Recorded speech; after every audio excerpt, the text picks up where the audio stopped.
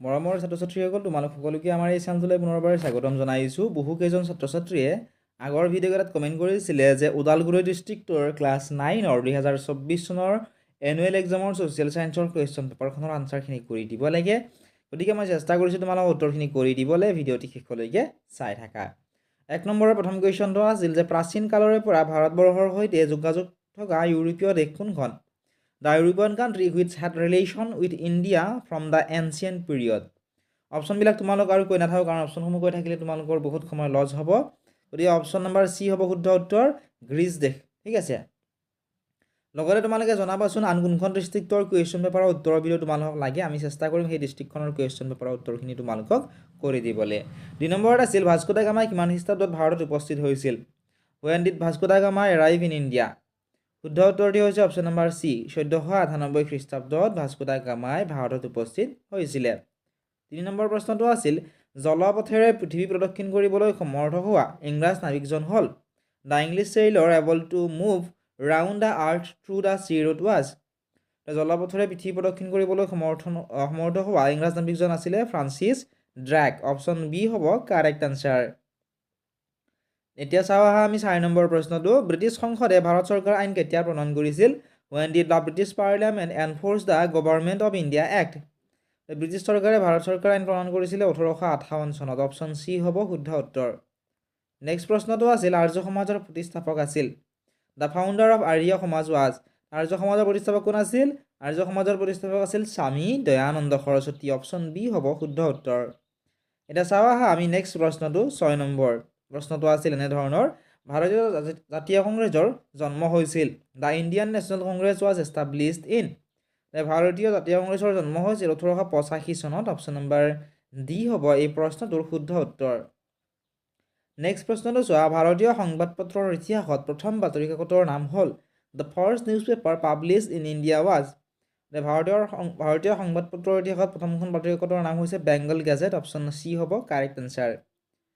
এতিয়া চাওঁ আহা আমি নেক্সট প্ৰশ্নটো 7 নম্বৰ প্ৰশ্নটো আছিল এনেধৰণৰ মোৱামৰীয়া বিদ্ৰোহ সংঘটিত হৈছিল? মোৱামৰীয়া ৰিবিলিয়ন টুক প্লেচ। মোৱামৰীয়া বিদ্ৰোহ সংঘটিত হৈছিল 1769 চনৰ পৰা 1805 চনলৈ। অপশ্যন চি হ'ব correct answer. Next question Mayamara Satra কোন সংহতিৰ অন্তৰ্ভুক্ত? Mayamara Satra was within the fold of the, এইটো হ'ব কাল সংহতি। মায়ামৰা সত্ৰ কাল সংহতিৰ অন্তৰ্ভুক্ত। নেক্সট কুৱেশ্যনটো তোমালোকে চোৱা, কুৱেশ্যনটো আছিল এনেধৰণৰ মটক ৰাজ্য কোন দুখন নদীৰ মাজৰ ভূখণ্ডত অৱস্থিত আছিল? Between which rivers Matak kingdom was situated. Matak ৰাজ্য ব্ৰহ্মপুত্ৰ আৰু দিহিং নদীৰ মাজৰ ভূখণ্ডত অৱস্থিত আছিল। অপশ্যন চি হ'ব কাৰেক্ট আনচাৰ। নেক্সট কুৱেশ্যনটো তোমালোকে চোৱা, কুৱেশ্যনটো আছিল এনেধৰণৰ কলীয়াভোমোৰা দলংখন সংযোগ কৰা জিলা দুখন হ'ল? The two districts connect by Kaliabhomora bridge are. Kaliabhomora দলং দুখন সংযোগ কৰা জিলা দুখন হৈছে নগাঁও আৰু শোণিতপুৰ জিলা। তোমালোকক যদি কুৱেশ্যন পেপাৰখিনি লাগে তোমালোকে ডেছক্ৰিপশ্যনত দিয়া লিংকত ক্লিক কৰি আমাৰ হোৱাটছআপ চেনেল ফেচবুক পেজত এইসমূহ ফ'ল' কৰি ল'বলৈ নাপাহৰিবা। তাত তোমালোকে ইয়াৰে PDF সমূহ পাবা। নেক্সট প্ৰশ্নটো চোৱা মানৰ প্ৰথম আক্ৰমণ সংঘটিত কেতিয়া হৈছিল? দ্য ফাৰ্ষ্ট বাৰ্মিজ ইনভেনশ্যন টুক প্লেচ ইন। ইয়াতে অপশ্যনবোৰ এইটো টাইপ কৰোঁতে ভুল হ'ল, মোৰ বোধেৰে এইটো হ'ব লাগে কাৰেক্ট এনচাৰ। 1817 চনত মানৰ প্ৰথম আক্ৰমণ সংঘটিত হৈছিলে। নেক্সট কুৱেশ্যন চোৱা ইয়াণ্ডাবু সন্ধিৰ কোনটো অনুচ্ছেদ অসম সম্পৰ্কীয় আছিল? In which article of the Yandabo treaty was Assam concerned. Option আছিলে এ প্ৰথম, বিত আছিলে দ্বিতীয়, চিত আছিলে তৃতীয় আৰু ডিত আছিলে চতুৰ্থ। ইয়াৰ উত্তৰটো কি হ'ব তোমালোক মই কৈ নিদিওঁ, তোমালোকে আমাক কমেণ্ট ছেকশ্যনত জনাবা, নোৱাৰিলে সুধিবা কমেণ্ট ছেকশ্যনত, আমি আনচাৰ তোমালোকক দি দিম। ঠিক আছে, নেক্সট প্ৰশ্নটো চোৱা অসমৰ স্বাধীনতাৰ পুনৰুদ্ধাৰৰ শেষৰণ বুলি কোনখন ৰণক কোৱা হয়? Which was the last battle fought for the independence of Assam. অসমৰ স্বাধীনতাৰ পুনৰুদ্ধাৰৰ শেষৰণ বুলি শৰাইঘাটৰ ৰণক কোৱা হয়। শৰাইঘাটৰ ৰণ কাৰ কাৰ মাজত হৈছিল? আহোম আৰু মোগলৰ মাজত হৈছিলে। ঠিক আছে, লাচিত বৰফুকন আৰু ৰামসিংহৰ মাজত। নেক্সট প্ৰশ্নটো চোৱা তলৰ কোনটো ভূপৃষ্ঠ পৰিৱৰ্তনৰ বাহ্যিক কাৰক নহয়? Which of the following is not exogenic factor of earth surface exchange. ভূপৃষ্ঠৰ পৰিৱৰ্তনৰ বাহ্যিক কাৰক কোনটো নহয় সুধিছে, গতিকে আগ্নেয়গিৰি উদগীৰণ হ'ব correct answer. Option B. Next প্ৰশ্নটো চোৱা বতাহৰ অপঘৰ্ষণৰ ফলত সৃষ্টি হোৱা অৱয়ব হ'ল? The feature created due to version is. বতাহৰ অপঘৰ্ষণৰ ফলত সৃষ্টি হোৱা অৱয়ব হৈছে ইনচেলবাৰ্গ। অপশ্যন বি হ'ব শুদ্ধ উত্তৰ।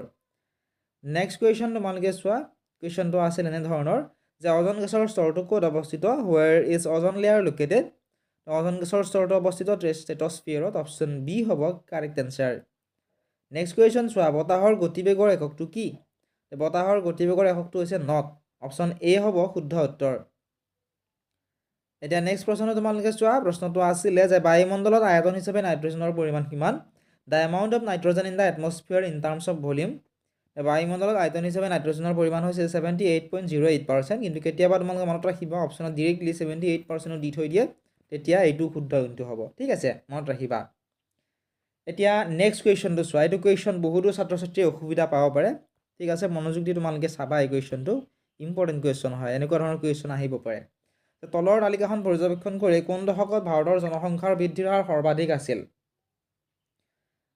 ঠিক আছে ইয়াতে তোমালোকে চোৱা এখন হৈছে এখন তালিকা এইটো সাইডত আমাক ইয়াৰ অৰ্থাৎ বছৰসমূহ দিয়া আছে আৰু এই সাইডত আমাক জনসংখ্যা গতিৰ হিচাপত দি থোৱা আছে আমাক সুধিছে in which year the population growth of India is the highest as per data given below' ইয়াতে তোমালোকে যদি চোৱা ভালদৰে ইয়াত 1971 চনৰ কথা দিয়া আছে 1971 চনত আছিল 54.82 1981 আছিল 68.33 1991 আছিল 84.64 2001 আছিল 102.87 2011 আছিল 121.07 এতিয়া আমাক কি সুধিছে প্ৰশ্নটোত যে কোনটো দশকত জনসংখ্যাৰ বৃদ্ধিৰ হাৰ সৰ্বাধিক আছিল যদি আমি প্ৰথমতে কি কৰিম 1981 পৰা 1981 পৰা আমি মাইনাস কৰিম 1971 ঠিক আছে অৰ্থাৎ আমি কি কৰিম 1971 কিমান আছিল 68.33 আছিল গতিকে 68.33 পৰা আমি কিমান মাইনাস কৰিম 54.82 আমি মাইনাস কৰিম গতিকে 68.33 মাইনাস 54.82 যদি আমি মাইনাস কৰোঁ কিমান পাম আমি 13.51 পাম ঠিক আছে ঠিক একেধৰণে আমি যদি 1991 কিমান আছিল 84.64 আছিল 84.64 পৰা 68.33 যদি আমি মাইনাস কৰোঁ কিমান পাম চোৱা কি আছিল চোৱা 84.64 মাইনাস 68.33 কিমান পাম আমি 16.31 পাম ঠিক একেধৰণে আমি 102.87 পৰা যদিহে আমি 84.64 আমি মাইনাস কৰোঁ কিমান পাম চোৱা কি আছিলে চোৱা 102.87 minus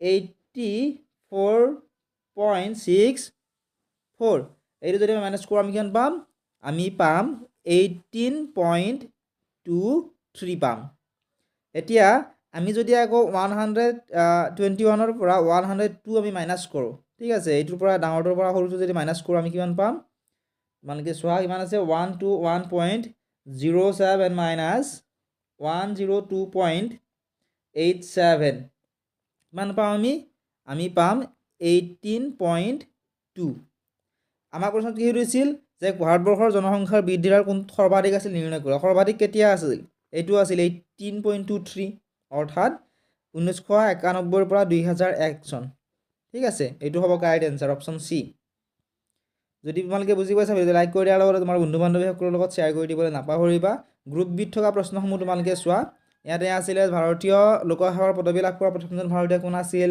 English East India company কেতিয়া গঠন হৈছিল ফৰ্ট উইলিয়াম কি ভাৰতীয় জাতীয়তাবাদৰ উন্মোচনৰ প্ৰধান কাৰকটো কি উত্তৰখিনি যদিহে জানা তোমালোকে কমেণ্ট ছেকশ্যনত আমাক জনোৱাচোন আৰু যদিহে তোমালোক উত্তৰখিনি লাগে আমাৰ পেইড গ্ৰুপতো পাবা যদি জইন কৰিব বিচৰা তোমালোকে আমাক হোৱাটছআপত মেছেজ কৰিবলৈ নাপাহৰিবা তোমালোকে স্ক্ৰীনত দেখা হোৱাটছআপ নম্বৰত মেছেজ কৰিবা আমি তোমালোকক গোটেইখিনি কুৱেশ্যন আনচাৰৰ লগতে কুৱেশ্যন পেপাৰসমূহ দিবলৈ চেষ্টা কৰিম যিসকল ছাত্ৰ ছাত্ৰীয়ে চেনেলটো ছাবস্ক্ৰাইব কৰা নাই ছাবস্ক্ৰাইব কৰি